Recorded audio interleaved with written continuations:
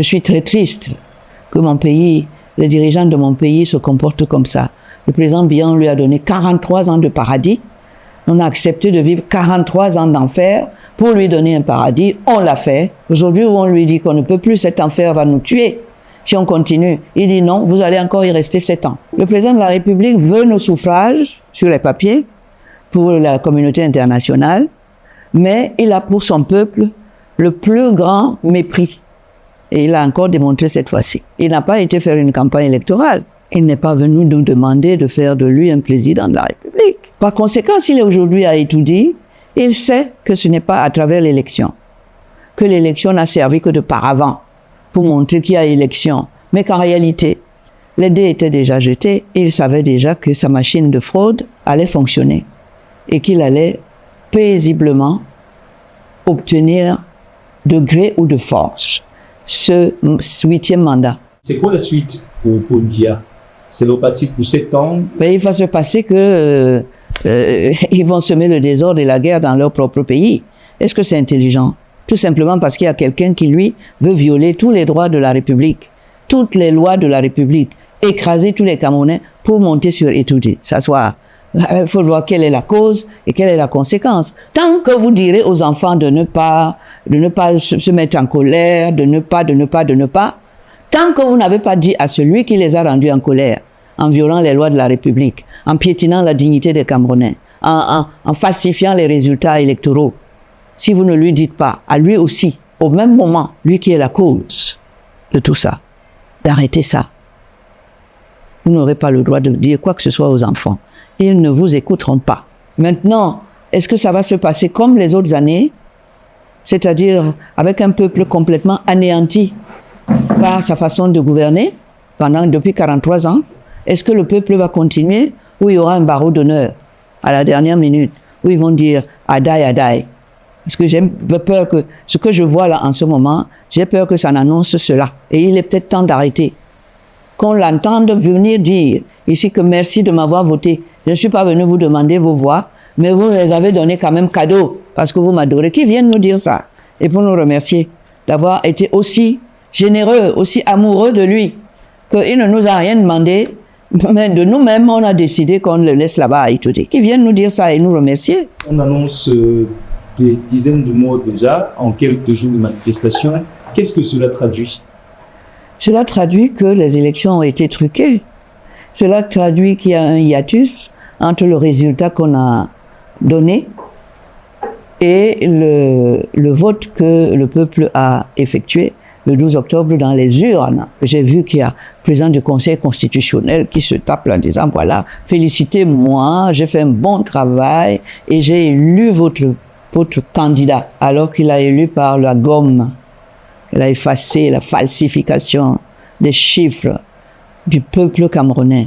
Et ils s'en réjouissent. Et ils organisent des agapes à la maison pour fêter le faux, pour fêter l'anti-morale dans lequel ils plongent tout un pays comme le Cameroun et les enfants du Cameroun. Il s'attire maintenant que la revendication est forte, que les manifestants sont dans la rue. Qu'est-ce qui pourrait se passer?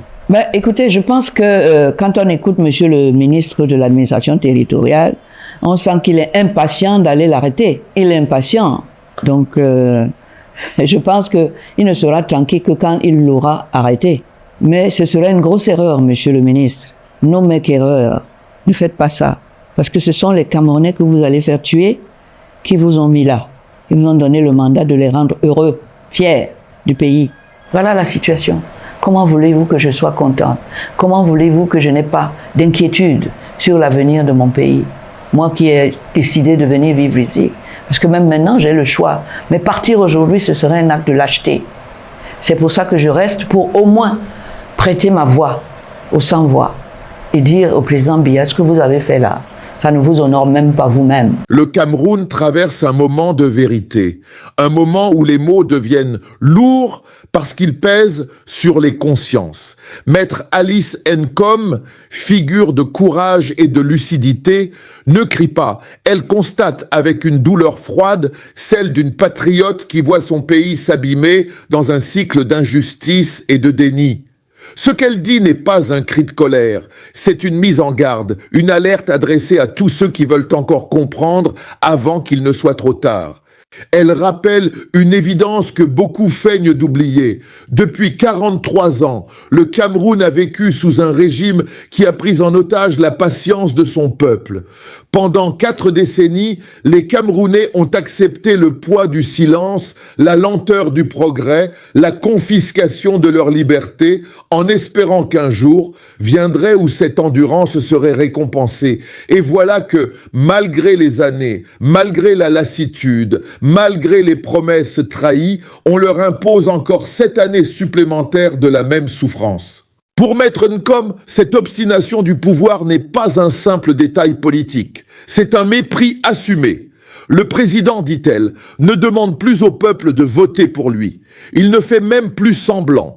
Il ne s'adresse plus aux Camerounais, il s'adresse au monde. Ses suffrages, il ne les cherche pas dans les urnes, mais dans les communiqués de la communauté internationale. L'élection n'est plus qu'un décor, une mise en scène. Derrière, tout est déjà joué. La machine de la fraude est devenue un rouage normal de la mécanique du pouvoir.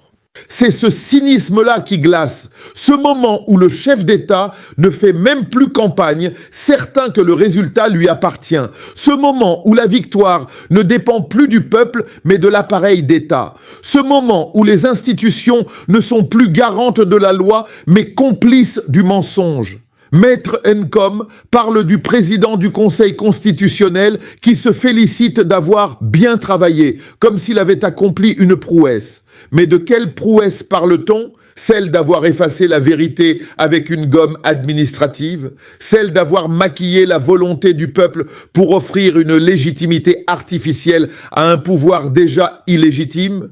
Ce qu'elle dit va plus loin que la politique, elle parle d'un dérèglement moral, car quand un pays en vient à célébrer la falsification, à fêter le faux, à s'auto-féliciter du mensonge, c'est qu'il a franchi un seuil dangereux. Ce n'est plus seulement le pouvoir qui est corrompu, c'est l'âme de la nation qui se fissure.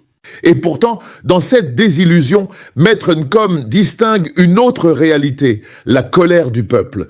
Une colère qui n'est pas une folie, mais une conséquence logique. Elle dit « Tant qu'on dira aux jeunes de ne pas se révolter, sans jamais rappeler à ceux qui les oppriment de cesser de violer la loi, il n'y aura pas de paix possible. On ne peut pas demander la patience à ceux qu'on humilie. On ne peut pas exiger la discipline de ceux qu'on trahit. Le pouvoir, en refusant d'entendre la douleur du peuple, crée lui-même les conditions du désordre.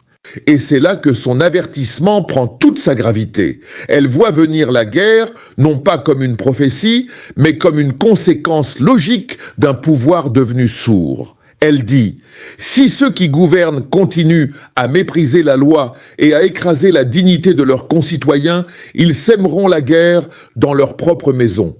Ce ne sera pas une guerre d'ennemis étrangers, mais une guerre de conscience, une guerre des humiliés contre leurs bourreaux. » Dans sa voix, il n'y a pas de haine, il y a de la peur de voir un pays basculer une fois de plus dans la violence, simplement parce que ses dirigeants refusent d'entendre.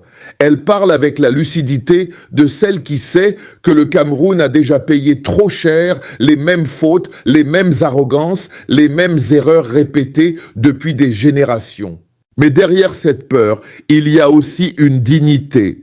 Maître Nkom dit qu'elle pourrait partir, qu'elle a le choix. Mais partir serait un acte de lâcheté. Elle reste pour prêter sa voix aux sans-voix, pour dire ce que beaucoup pensent sans pouvoir le dire. Ce geste, dans un contexte où la parole peut coûter la vie, est un acte de résistance. Ce qu'elle dénonce, c'est un pays où le pouvoir ne se justifie plus que par la force, où le droit devient une arme, où la loi n'est plus qu'un instrument de domination. Ce qu'elle défend, c'est un idéal simple, celui d'un Cameroun juste, où la dignité humaine aurait plus de valeur que la fidélité politique. Sa chronique, c'est celle d'une génération qui n'en peut plus de la confiscation de son destin. C'est celle d'une nation qui en a assez de voir ses enfants mourir dans la rue pour des élections dont le résultat est décidé d'avance. C'est celle d'une avocate qui rappelle que le pouvoir ne vaut rien s'il n'est pas fondé sur la légitimité morale. Le message est clair. Quand un peuple n'a plus rien à perdre, il devient imprévisible. Et quand un pouvoir n'a plus de frein, il devient dangereux. Entre les deux, il y a ce vide, cet espace de tension où tout peut arriver. Dans ce silence pesant qui suit chaque élection truquée, dans ces rues où la peur s'installe, dans ces foyers où l'on se tait par prudence, Maître Nkom pose une question simple. Combien de temps encore ? Combien de temps un peuple peut-il supporter l'humiliation avant de se lever? Et à travers sa voix, c'est peut-être celle du Cameroun tout entier qui cherche encore à se faire entendre. Celle d'un pays qui, malgré tout, espère. Parce qu'au fond, même dans la douleur, même dans la colère, il reste cette étincelle que rien ne peut effacer. L'amour d'un pays qu'on veut sauver, même contre lui-même.